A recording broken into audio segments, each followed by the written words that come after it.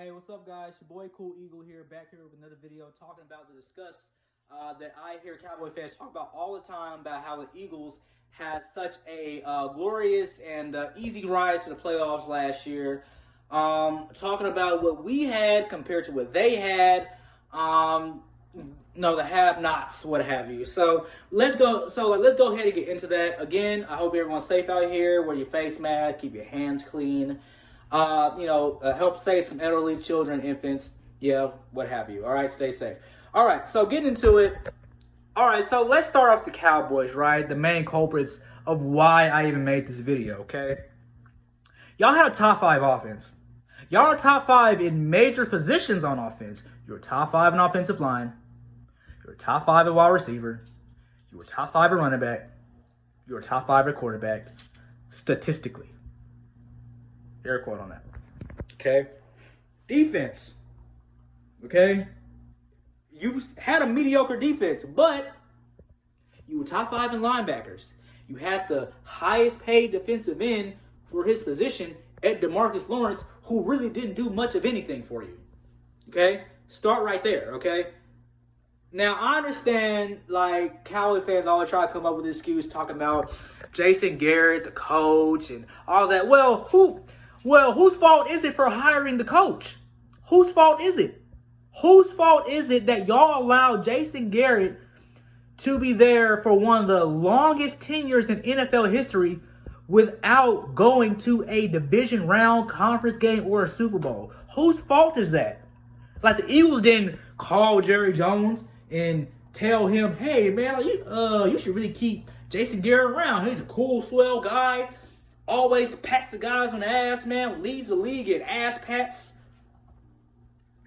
Okay. And then we move on to Philadelphia, okay? The excuse for Philadelphia, okay? We had a dynamic running back. We had a dynamic O-line. What else I say? Dynamic running back, O-line. Oh, and 2 tight ends that could be tight end ones on many teams. I don't believe that because of what I'm about to explain to you. And then y'all get into the whole contract thing. I'll just easily just resolve that.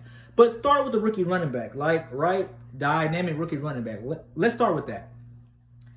Was Miles Sanders dynamic in the game against Detroit? No? Okay. Was he dynamic against Dallas? When the Eagles went to Arlington, was he dynamic then? I'll wait. Was he dynamic in the game against the Washington Redskins? Was he dynamic? No, because last I checked, Miles Sanders wasn't really popping off until we got to the game against Green Bay and the Bills. That's the only time I remember Miles Sanders started to become dynamic. And that was what, week 4, week 5? Took him 5 weeks to become dynamic. And then he missed the game. And then we also had Jordan Howard and Boston Scott.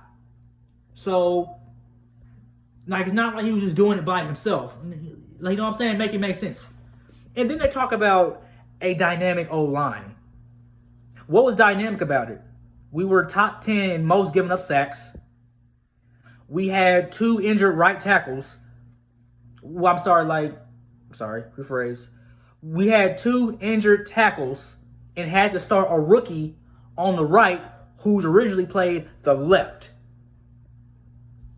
You know what I'm saying? And then we had Brandon Brooks, who was fresh off surgery in rehab. And then we had Jason Kelsey, who was coming in and playing for Steven Wisniewski some part of the year because he wasn't playing well.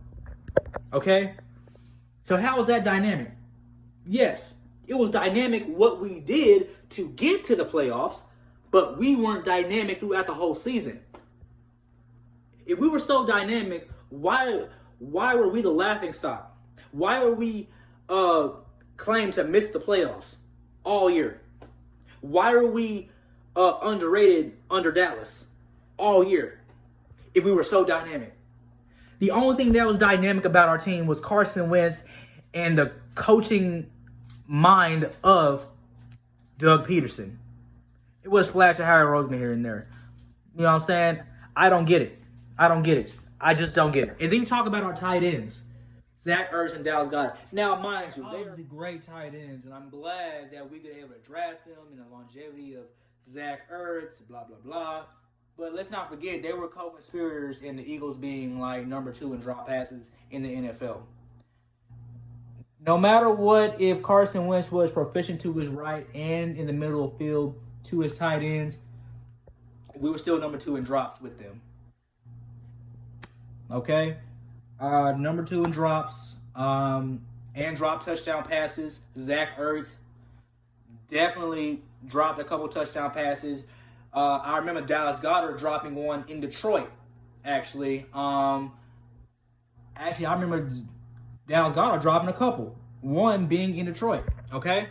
So I don't get where this dynamicism from these Cowboys is coming from. And then we had one of the worst pass rushes and secondary in the league. And then we gave up the most tackles in our linebacking position.